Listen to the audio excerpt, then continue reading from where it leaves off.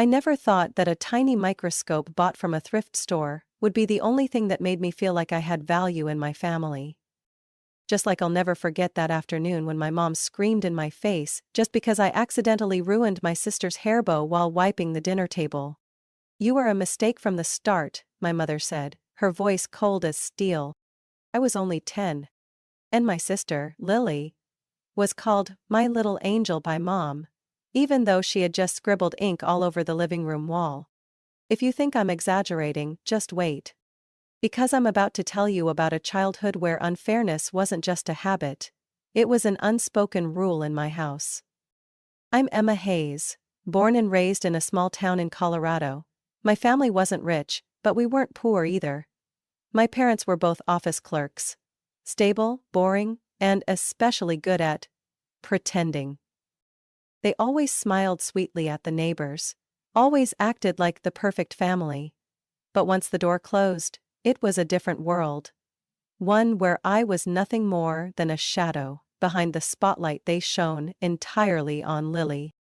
Lily was 2 years younger than me, with golden hair like a doll in a commercial and a smile that could make adults pull out their wallets without a second thought. Every year on Lily's birthday, our house turned into a carnival. Balloons, a 3-tier cake, a clown, and even a rented ice cream truck. Each gift was beautifully wrapped and placed neatly under a decoration tree Mom spent all day putting up. And my birthday?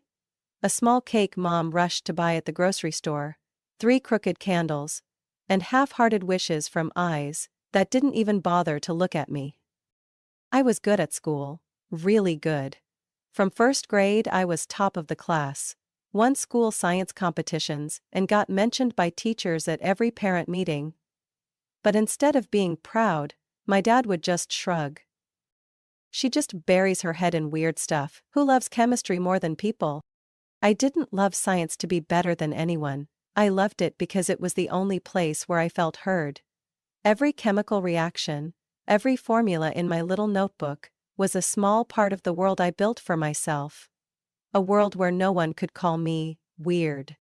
Lily was the opposite. She hated books, hated studying, but somehow had an uncanny ability to manipulate adults. Every time she didn't get what she wanted, she cried, threw tantrums, pretended to faint, and the result? I got scolded for not being nice to my little sister. Lily's homework? I did it.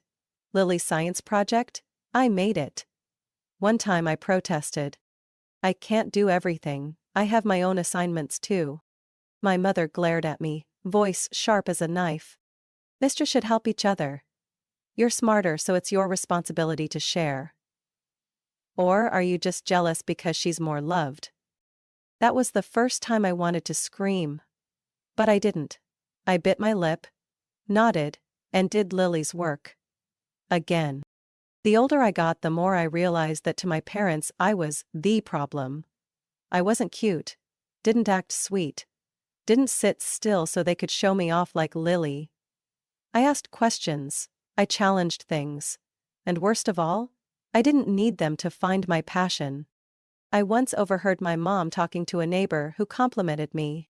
"Emma is smart, sure, but she's different. She's not like the rest of us." Different. That word stabbed me in the heart every time I remembered it.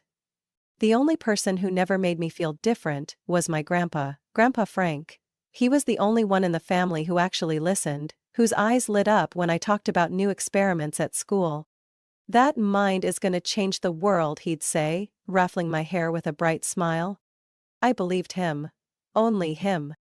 One time, when I was 12, he brought me an old microscope he found at a flea market.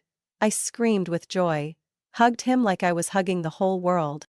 "You're gonna see things your mother never will," he whispered. And he was right. I saw the sadness of being left behind, the coldness in my father's eyes, the calculated silence of my mother, and the sweet lie called family. You want me to stop here? Or do you want to know what finally made me no longer the invisible child? I promise you, everything that came after was even worse. I still remember that spring afternoon when I was 13. The sky was a strange gray, as if the universe itself was holding its breath with every beat of my heart. Class ended late that day. As I packed up my experiment, the faint scent of acid still lingering in my nose, my science teacher, Miss Bailey, called me over. Emma, do you have a minute? I nodded, heart skipping a beat. The school is nominating a few students for the state's gifted STEM program. I want to recommend you. I blinked. Me? Really? I've never seen anyone with your scientific intuition. You're not just smart. You're curious, persistent, and brave enough to ask the right questions. That's what science needs. I walked out of class that day feeling like I was flying. I didn't know much about the program, just that it was a rare opportunity that brought students closer to top research academies, maybe even early college scholarships. But more importantly, for the first time in my life, I felt seen. That night, I gathered my courage to bring it up at dinner. Lily was rambling on about the new dress Mom bought her. I waited until she stopped yapping. I was nominated by Miss Bailey for the gifted science program, I said, my voice trembling.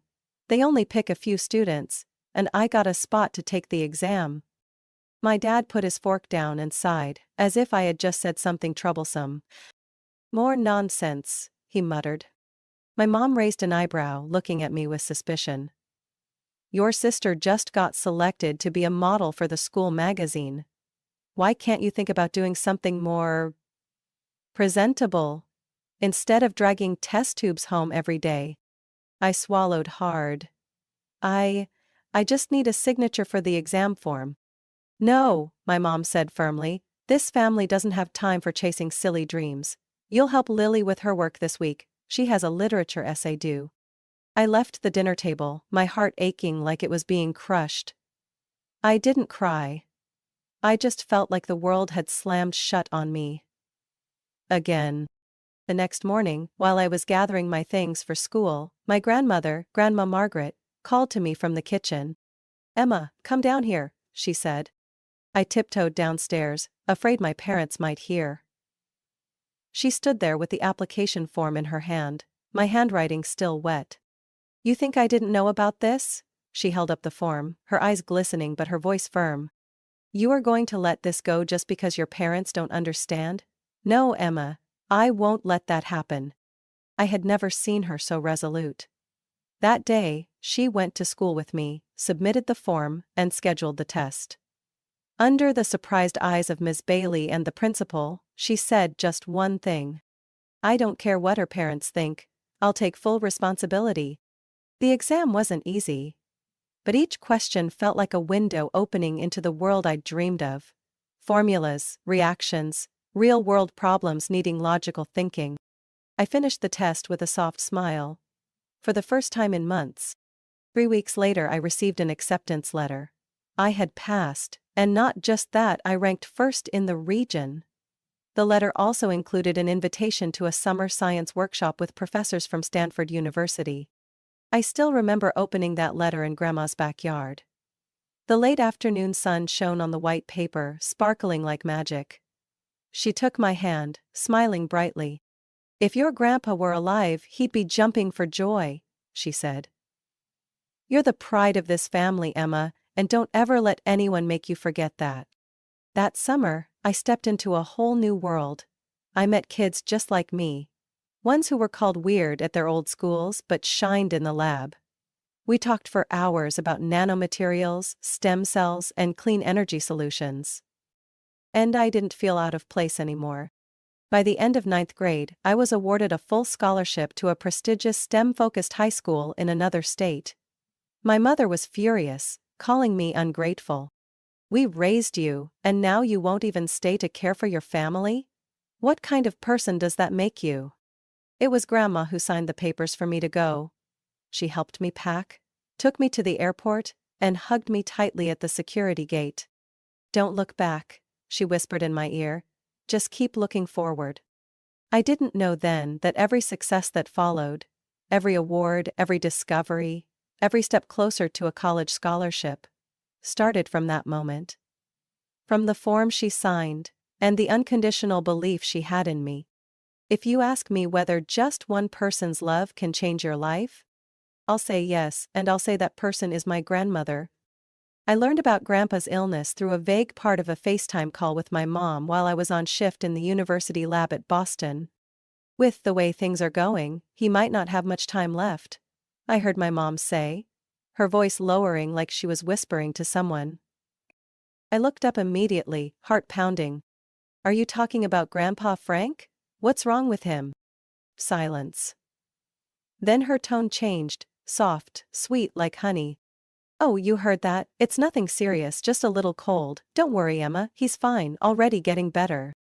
I wanted to believe her, but something in her voice made me uneasy. It felt forced, not like how she usually spoke to me. I want to come visit Grandpa, I said, not hiding my worry. No need, my mom replied quickly. Lily's taking care of them. You just focus on school. This is an important time for you. But I'm his family too. Well, so is Lily. You think your grandparents would be happy if you abandoned your internship for this? I ended the call feeling unsettled. Something wasn't right. It was mid-September. I remember clearly because it was pouring rain, and I spent the entire night by the window, heart heavy. 2 weeks later, I decided to go home, without telling anyone. I headed straight to my grandparents' house, heart full of worry, but holding on to a bit of hope. Hope that it was all just a misunderstanding. That maybe I was just overthinking. I didn't expect Lily to be the one who opened the door. Emma? She raised an eyebrow like she'd seen a ghost. I came to visit Grandma and Grandpa. How's he doing? No one's home, she said quickly, almost automatically. So where are they? I don't know, I'm busy, you should go. I tried to push my way in, but Lily immediately blocked me, shoving the door hard. I said no one's home. Lily, move, I'm their granddaughter. And I live here now, so please leave.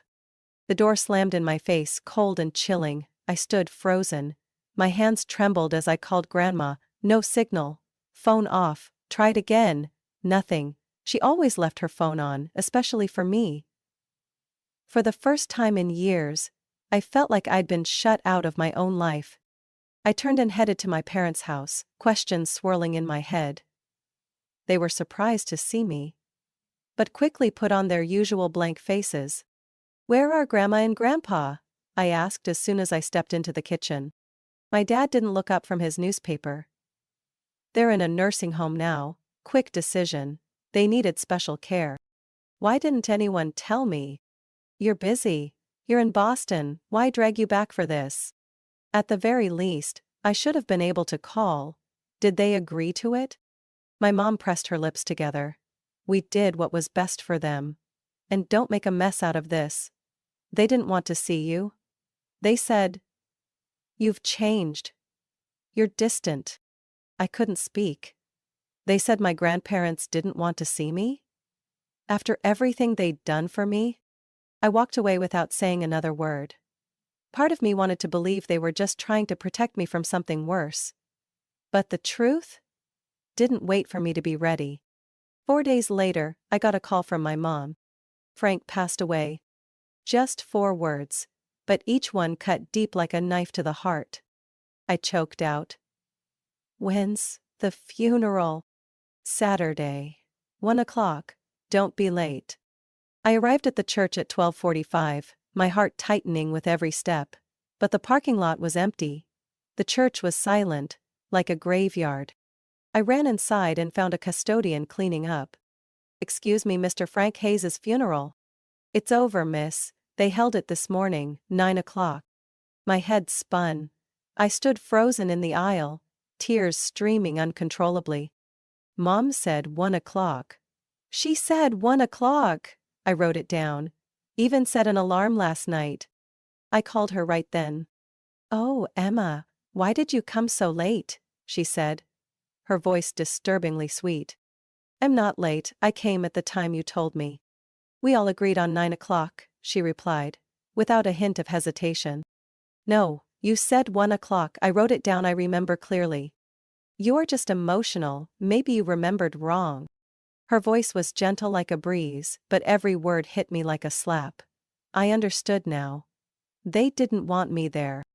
They had crafted the whole plan, moving my grandparents somewhere else, cutting off contact, lying about the nursing home, and in the end, shutting me out of saying goodbye to the person I loved most. I collapsed into an empty pew, screaming silently. My grandfather, the only one who ever believed in me, was gone. Thinking I didn't bother to show up, that I had forgotten him. I wasn't there, and they made that happen. Some losses are unforgivable. Some wounds don't need blood to bleed, but they never truly heal. And some families don't deserve to be called family. 3 days after the funeral, I drove to my grandparents' house like a stranger returning to what was once home. My mind raced with anger and grief. I needed one thing: the truth. When Grandma opened the door, her face froze like stone. That gaze was no longer a place I could find comfort. "You dare show up here?" she said, her voice cold as ice. I swallowed hard. "I need to talk. About Grandpa, and why I wasn't at the funeral." She started to close the door, but I blurted out, "I didn't abandon him. They lied. Mom told me the funeral was at 1 o'clock. I came on time, but it was already over by 9. Her hand paused. "Since you went to college he kept calling you, but you never answered. He died feeling forgotten." "I didn't receive a single call," I said, shaking as I reached into my pocket. I pulled out a slip of paper. "This is the number he was calling." "It's fake. Mom and Lily gave him a fake number. I've had the same number since I was 16. She stared at Grandpa's handwriting on the note, then slowly stepped back. "Oh my God," she whispered, like she couldn't believe it. "I tried to see him. Lily blocked me at the door. I called you, your phone was off." Why did they do this? Her face went pale. I saw her hands tremble. A long silence settled like fog. "Come in," she said quietly. "We have things to settle." She made a call right then. Her voice was no longer soft, it was sharp and commanding. "Tom, Lily, both of you come to my house immediately, and bring the lawyer. David left a few things that need to be addressed. No, not tomorrow. Now." An hour later, the whole family was in the living room. The air was suffocating. Mom sat with her arms crossed, face cold as stone. Dad kept sighing. And Lily, she chewed gum and fiddled with her phone like nothing mattered. The lawyer Raymond was a man with graying hair and a thick leather briefcase. When he opened it, the room fell completely silent. The will was signed and legally notarized by Mr. David Hayes 3 months before his passing. Mr. Raymond said, laying out the documents on the table. "I will now read it, word for word." I clenched my hands as he began. "First, I, David Hayes, leave the entire current house, along with all personal savings, to my wife, Margaret Hayes. All living expenses for her remaining years will be covered." Grandma nodded slightly, her face unreadable. "Second, I leave full ownership and usage rights of the scientific research facility at 54A Riverbend Street, to my granddaughter, Emma Hayes. The laboratory has been fully constructed, operational permits granted, and equipment installed." A loud "What?" burst from Lily, followed by the screech of a chair being shoved back.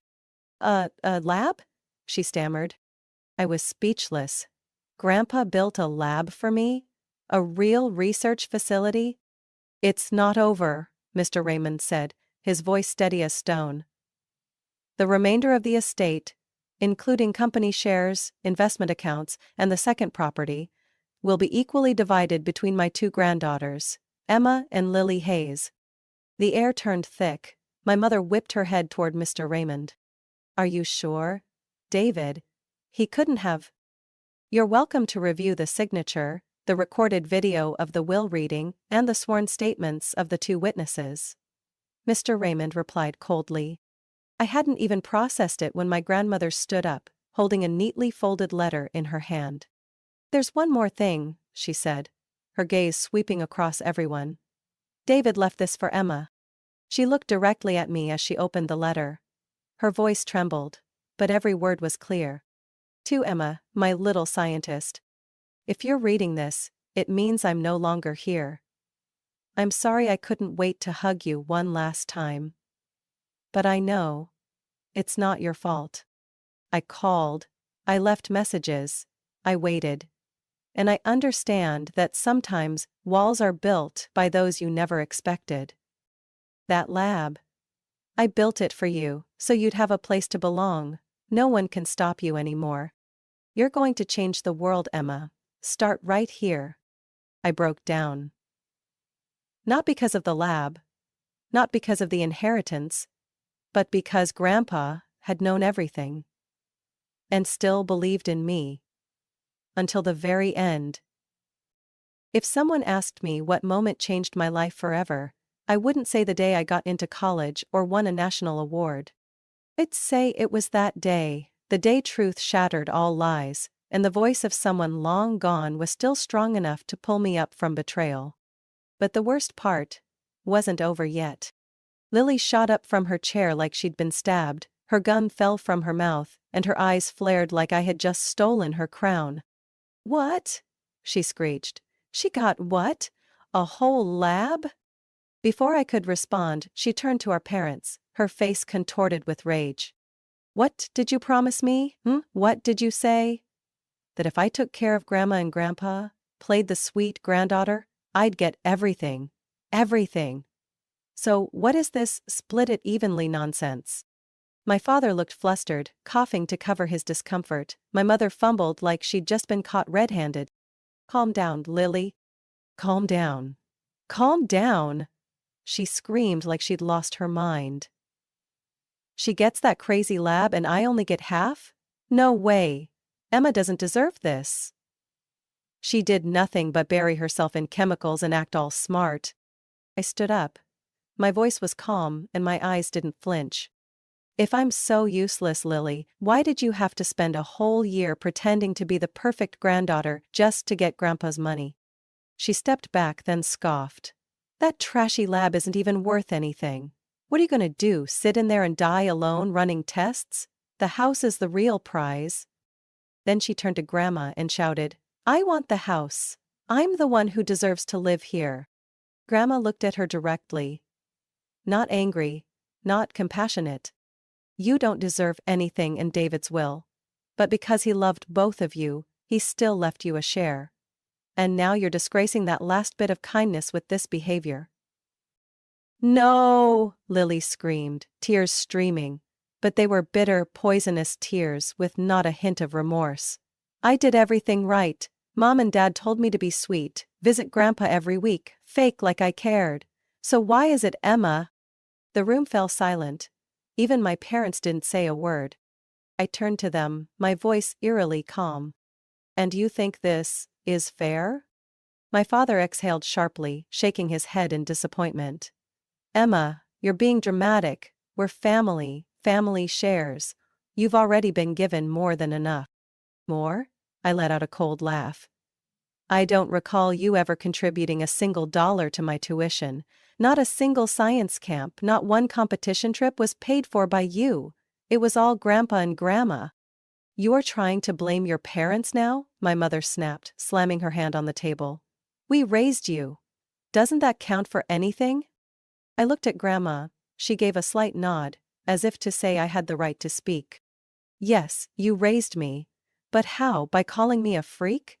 By making me do Lily's homework and calling it my responsibility?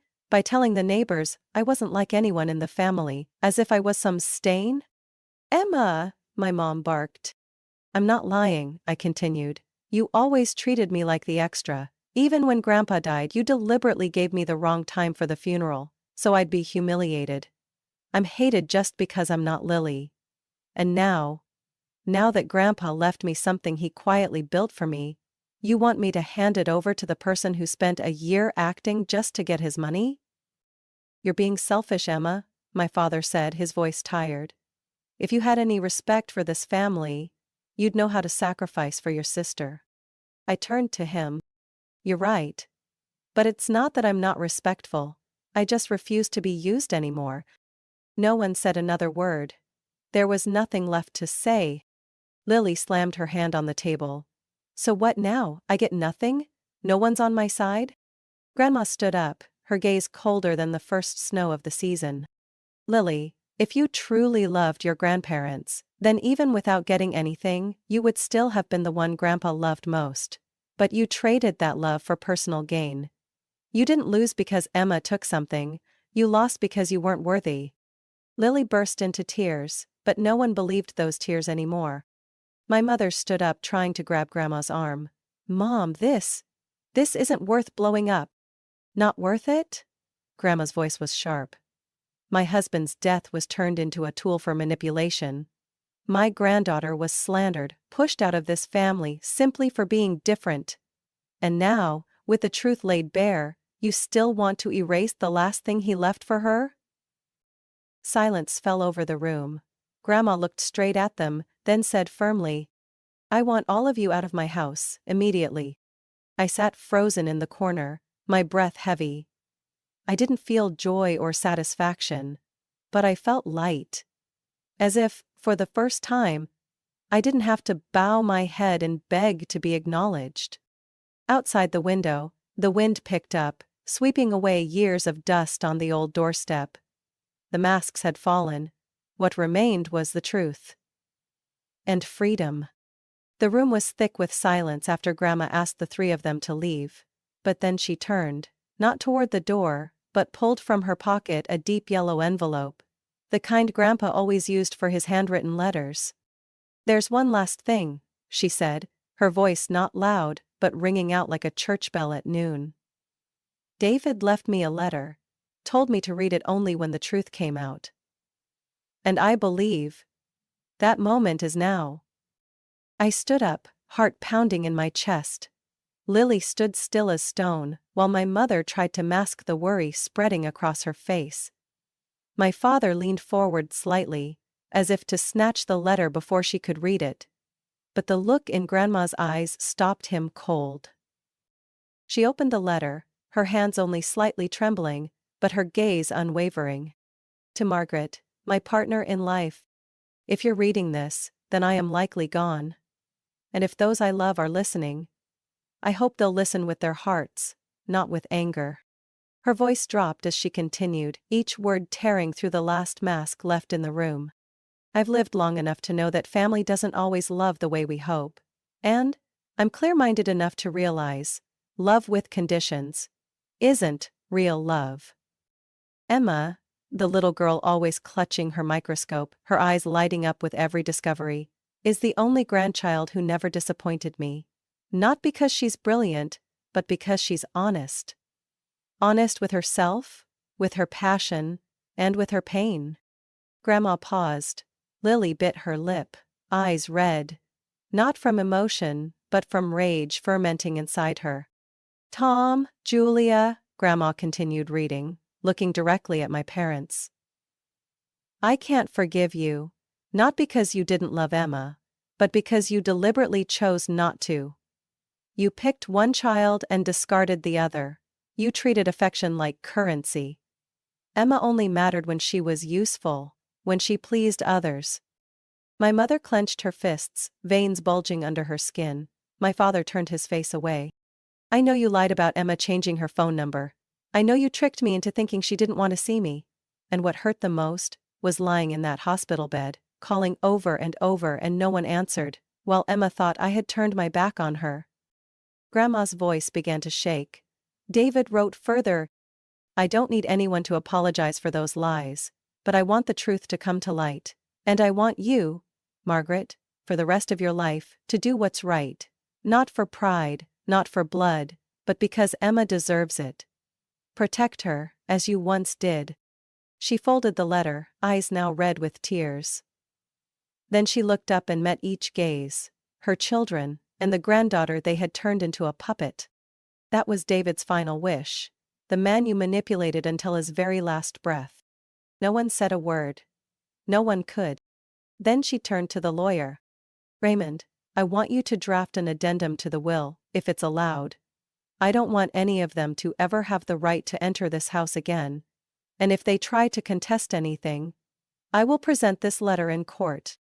Lily screamed, No way, you don't have the right. I have every right, Grandma cut in, her voice sharp as a blade. Because I'm the only one who kept my promise to your grandfather. My father started to rise, but Grandma pointed to the door. I've lost my husband. I don't need to lose my dignity too. Get out of my house now. And if you have any decency left, leave quietly. No one argued. There were only the pounding footsteps and the sound of the door slamming shut behind them. In that moment, I didn't feel relief. I felt justice. Grandma turned to me, her eyes now filled only with love and sorrow. Your grandfather waited for you, and now you must live for the part of his life he didn't get to finish. I hugged her, tears falling onto her wool sweater. The place that used to be the safest in my childhood. Truth can be cruel, but it's the only thing that can wash away the stains left by lies. And in that house, with the scent of old paper still lingering on the letter, I knew I no longer had to prove my worth to anyone. Because the one who mattered most had always believed in me. It's been 6 years since the will was read. 6 years since that afternoon when Grandpa's letter shattered every illusion I had about family. But from that rubble, I began rebuilding my life, brick by brick. With truth, knowledge, and immeasurable gratitude.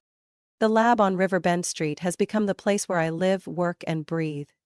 More than just a facility Grandpa left behind, it's a symbol of the faith he placed in me. The one flame that never went out, even when the world turned its back. I've expanded the lab into an independent research center specializing in renewable energy. My team is small but resilient.